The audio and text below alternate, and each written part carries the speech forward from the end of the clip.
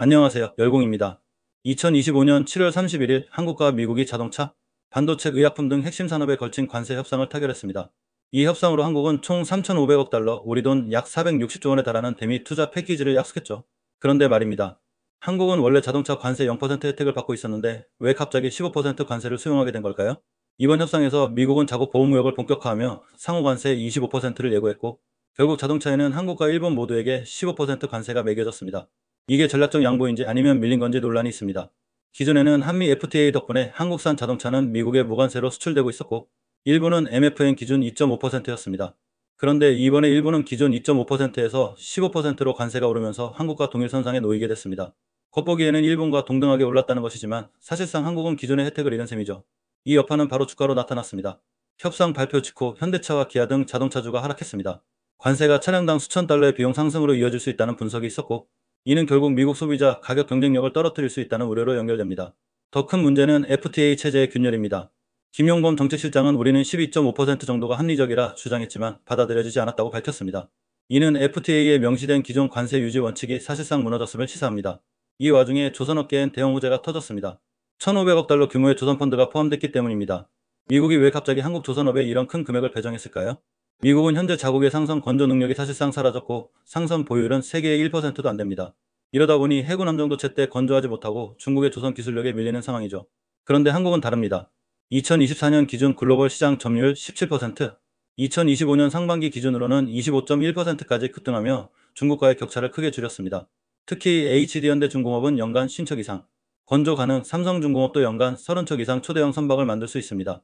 여기에 LNG, VLCC, 초대형 컨테이너선, 탄소 포집 선박 등 고부가 가치 선박에서 세계 최고 수준입니다.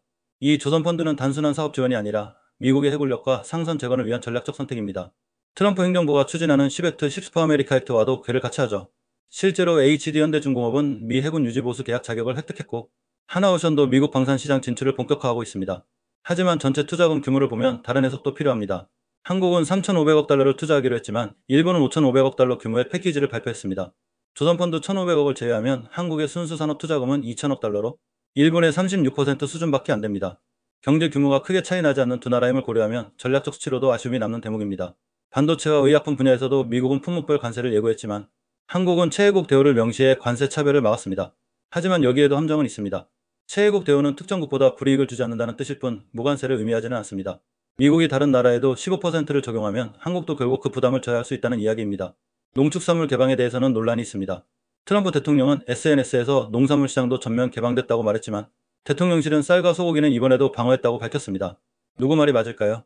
실제로는 둘 다 틀리지 않습니다.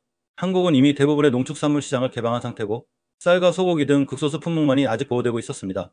이번에도 그 핵심 품목은 방어했기 때문에 트럼프식 협상 과정의 일환으로 보아야 할 듯합니다. 이처럼 트럼프 행정부는 마지막 순간까지도 추가 요구를 이어갔고 실무자 협상이 끝나도 대통령이 뒤집는 탑다운 스타일로 유명합니다.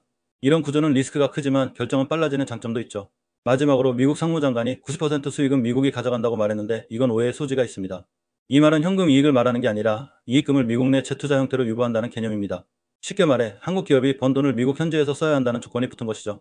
정리하자면 이번 한미 협상은 한쪽이 일방적으로 이겼다고 보기엔 어렵습니다.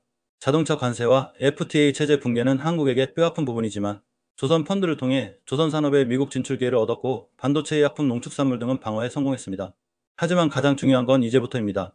3,500억 달러가 실제 어디에 어떻게 쓰일지, 그 결과가 기업 수익과 직결되는지 꼼꼼히 감시하고 전략적으로 대응해야 할 시점입니다.